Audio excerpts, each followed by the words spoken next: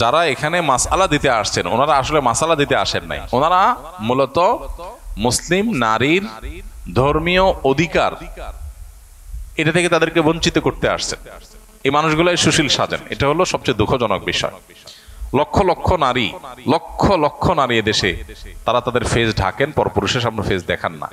একটা রাষ্ট্রের লক্ষ লক্ষ মানুষ, অগণিত মানুষ, বিপুল সংখ্যক মানুষ, তারা তাদের ধর্মীয় চিন্তাধারা থেকে, ধর্মীয় বিশ্বাস থেকে যে কাজটি করেন সেটাকে রেসপেক্ট দেখানো রাষ্ট্রের কর্তব্য। নির্বাচন কমিশন বলছে অনেক নারী ফেস ঢাকতে চান বলে জাতীয় পরিচয়পত্রে তারা ছবি তুলছেন না এবং তাদের সংখ্যাটা বেশ বড়।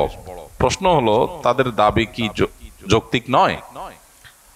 ভাই, এই নিউজটি আমারও চোখে পড়েছে।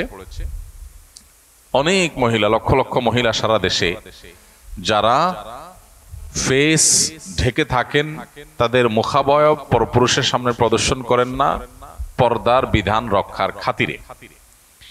এখন তারা যদি কেউ বলেন যে আমরা জাতীয় পরিচয়পত্র এনআইডি এটা করতে চাই কিন্তু আমাদের ফেস দেখাতে চাই না, তাহলে এখন তাদেরকে যেটা করা হচ্ছে, আমি যতটুকু জানি, তাদেরকে বলা হচ্ছে ঠিক আছে, না ফেস না দেখাইলে আপনার এনআইডি হবে না। এনআইডি না হওয়ার কারণে তিনি ভোট দিতে পারবেন না, এনআইডি না হওয়ার কারণে তিনি সরকারি অনেক সার্ভিস থেকে বঞ্চিত হবেন, অনেক কাজ তিনি করতে পারবেন না, জমি জমা, দলিল প্রমাণ, অনেক কিছুতে তিনি ঝামেলায় পড়বেন। তো এই যে একটা ব্যাপার, এই ব্যাপারটা নিয়ে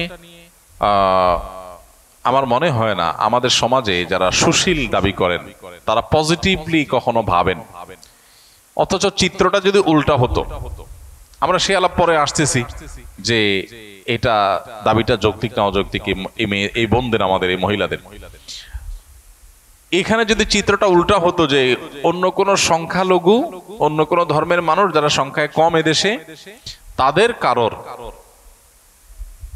ধর্মীয় কারণে তারা ছবি তুলতে চাচ্ছেন না, তাদের ধর্মের নিষেধ, এই জায়গা থেকে তারা এটা করতে চাচ্ছেন না, এরকম যদি হতো তাহলে সেক্ষেত্রে কি হতো? সেক্ষেত্রে আমাদের সুশীলটা দেখা যেত এটা সপক্ষে বিরাট বড় আন্দোলন তারা গড়ে তুলতেন যে ধর্মীয় অধিকার রক্ষা করতে হবে সংখ্যালঘুদের, অতএব তাদের অধিকার রক্ষা করার জন্য তাদের জন্য ছবি ছাড়া এনআইডি করার সিস্টেম চালু করা হোক, এরকম ব্যবস্থা রাখা হোক যে তারাও যেন বঞ্চিত না হয়। তিনি তার ধর্ম পালন করতে চাইবেন, সেটা সেই চাওয়া পূরণ করা উচিত, এটা তার সাংবিধানিক অধিকার।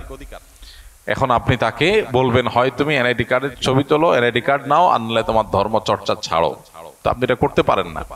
এই অধিকারের কথাটা সেখানে উঠতো, কিন্তু এখন উল্টা তারা মাসআলা বলতেছে। মাসআলা যেখানে আলেমদের বলার কথা, এখন তারা মাসআলা বলতেছে, বলে যে না এনআইডি কার্ডের জন্য ছবি তোলা তো জায়েজ আছে, আপনারা কেন ঝামেলা করেন? ওনারা এখন মুফতি হয়ে গেছে। যারা এখানে মাসআলা দিতে আসছেন ওনারা আসলে মাসআলা দিতে আসেন নাই, ওনারা মূলত মুসলিম নারীর ধর্মীয় অধিকার এটা থেকে তাদেরকে বঞ্চিত করতে আসছেন। এই মানুষগুলাই সুশীল সাজেন, এটা হলো সবচেয়ে দুঃখজনক বিষয়। লক্ষ লক্ষ নারী এদেশে তারা তাদের ফেস ঢাকেন, পরপুরুষের সামনে ফেস দেখান না। একটা রাষ্ট্রের লক্ষ লক্ষ মানুষ, অগণিত মানুষ, বিপুল সংখ্যক মানুষ, তারা তাদের ধর্মীয় চিন্তাধারা থেকে, ধর্মীয় বিশ্বাস থেকে যে কাজটি করেন সেটাকে রেসপেক্ট দেখানো রাষ্ট্রের কর্তব্য। যদি সেটা রাষ্ট্র না করে তাহলে তাদের ধর্মীয় অধিকার, ধর্মীয় স্বাধীনতা, তাদের ধর্মীয় যে সংস্কৃতি আছে সেটার প্রতি শ্রদ্ধা দেখানো হলো না। এটা ভিন্ন আলাপ যে তাদের এটা কি বাড়াবাড়ি নাকি এটা শরিয়া, এটা কিন্তু কালচার হিসাবে আপনি দেখেন, সংস্কৃতি। এদেশের অনেক লক্ষ লক্ষ মেয়েরা তারা যুগ যুগ ধরে এই সংস্কৃতি ধারণ করে আসছেন, তারা ফেস ঢাকেন, পরপুরুষ সামনে ফেস দেখান না। তো এই সংস্কৃতিটাতে এই মাটির মানুষ ধারণ করছেন যুগ যুগ ধরে, সেটার প্রতি রেসপেক্ট দেখানো আপনার কর্তব্য। পৃথিবীর অন্যান্য উন্নত দেশে জনগণের চাওয়াকে এত রেসপেক্ট করা হয়, এত গুরুত্ব দেওয়া হয় যে জনগণের বিপুল সংখ্যকের কোনো চাওয়ার বিপরীতে কখনো কোনো আইন, কোনো সিস্টেম তারা হতে দেয় না। তো আমি আশা করব এখানে যে সমস্ত বোনরা তারা ফেস ঢাকতে চান তাদেরকে সে অধিকার দেওয়া উচিত, এবং তাদের আইডেন্টিটি যদি কোথাও নিরূপণ করা কঠিন হয়, তাহলে সেক্ষেত্রে বায়োমেট্রিক পদ্ধতি থাকবে, আরো বহু পদ্ধতিতে তাদের আইডেন্টিটি যাচাই করা যেতে পারে, সে অপশন থাকা উচিত। এটা তো দূরের কথা, আমাদের অনেক বোনরা আছেন আমি জানি যে বিভিন্ন জায়গায় তাদের ছবি তোলার জন্য একজন পুরুষ লোক বসায় দেওয়া হয় এবং বাধ্য করা হয় একজন পুরুষ লোকের সামনে তাকে ছবি তুলতে হবে। এটা কিভাবে গ্রহণযোগ্য হতে পারে? যদি কোনো নারী ছবি তুলতে রাজিও হন আর তিনি পরপুরুষের সামনে নিজের ফেস দেখাতে রাজি না, তাহলে একজন মহিলা অফিসার দিয়ে, একজন মহিলা আপনার মানুষ দিয়ে ওই মহিলার ছবি তোলানো উচিত। এতটুকু রেসপেক্ট যদি মানুষের ধর্মীয় কার্যক্রমের প্রতি না থাকে, তাহলে এটা আমাদের জন্য লজ্জা জাতি হিসাবে। এর চেয়ে বড় কিছু নাই, এর চেয়ে বলার কিছু নাই। দুর্ভাগ্যজনক যে অনেক জায়গাতেই এই সংবাদগুলো আমরা শুনতে পাচ্ছি যে অনেক মেয়েরা তারা ছবি তুলতে রাজি, কিন্তু পরপুরুষের সামনে তুলবেন না, কিন্তু তাদেরকে বাধ্য করা হয়, এছাড়া অপশন নাই। তো এটা অবশ্যই অগ্রহণযোগ্য, এগুলোর বিরুদ্ধে আমাদের কথা বলা উচিত এবং দীর্ঘদিন পর্যন্ত দিনই চর্চা করাটা এই দেশে নানাভাবে একরকমের অপরাধের মতো এটাকে দেখা হয়েছে, একটা বিমাতাসুলভ আচরণ করা হয়েছে। এই আচরণ যদি চলতে থাকে, তাহলে সমাজের বিপুল সংখ্যক মানুষকে আপনি যদি আপন করতে না পারেন বা তাদের হতে না পারেন, তাদের আবেগ অনুভূতি এবং ধর্মকে যদি আপনি রেসপেক্ট করতে না পারেন, তাহলে কিভাবে একটা রাষ্ট্রকে আপনি এগিয়ে নিয়ে যেতে পারবেন? এটা কোনোদিনই সম্ভব না।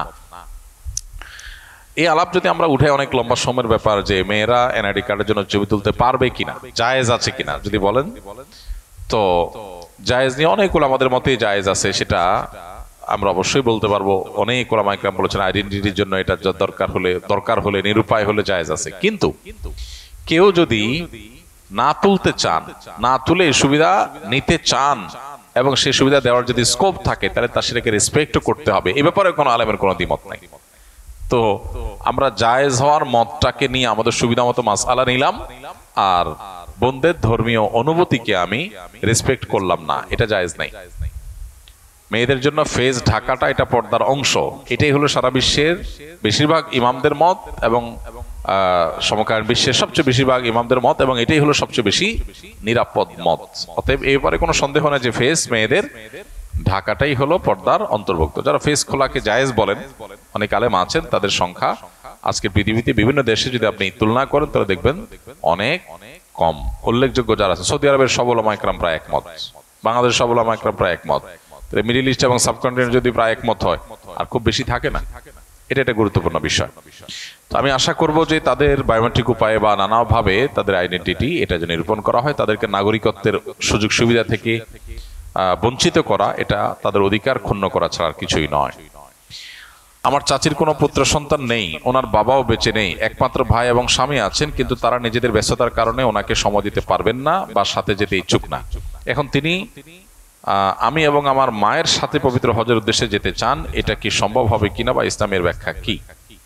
বিশেষ দ্রষ্টব্য, আপনার অনুমতিতে আমি উত্তরটি রেকর্ডিং করতে চাই ওনাকে দেখানোর জন্য, যে রেকর্ডিং করতে পারেন।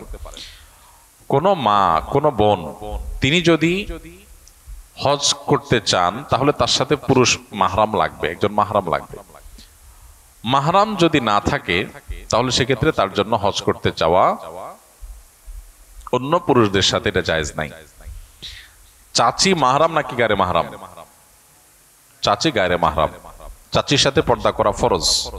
বিধায় আপনি আপনার চাচির মাহরাম হিসাবে তার সাথে হজে যাবেন বা আপনার সাথে তিনি হজে যাবেন, এই সুযোগটা নাই। আপনার মা আছেন, আপনার মা তো নারী, আরেকজন পুরুষ তার বডিগার্ডের মতো করে তার দেখভাল করার জন্য তার সাথে তার সেফটির জন্য যেতে হবে। এটি হলো শরিয়ার নির্দেশনা। বিধায় যদি মাহরাম হিসাবে তার স্বামী বা ছেলে কেউ যেতে রাজি না হয় বা তাদেরকে নেওয়া না যায়, তাহলে পুরো হজ ফরজ না, তিনি হজ করবেন না। হজ করা ফরজ না তার উপরে, টাকা থাকলেও হজ ফরজ না যদি তার যাওয়ার কোনো স্কোপ না থাকে। সো তিনি আপনার সাথে হজ করলে সেটা তার জন্য জায়েজ হবে না। তার মাহরামের তালিকাটা অনেক দীর্ঘ। আমরা অনেক সময় মাহরামের তালিকাকে খুব সীমিত করে ফেলি। শ্বশুর মাহরাম, তার সাথে যাওয়া যেতে পারে। মামা আছেন, তিনি মাহরাম, তার সাথে যাওয়া যেতে পারে। চাচা আছেন, তিনি মাহরাম, তার সাথে যাওয়া যেতে পারে। মাহরামের তালিকাটা অনেক বড়।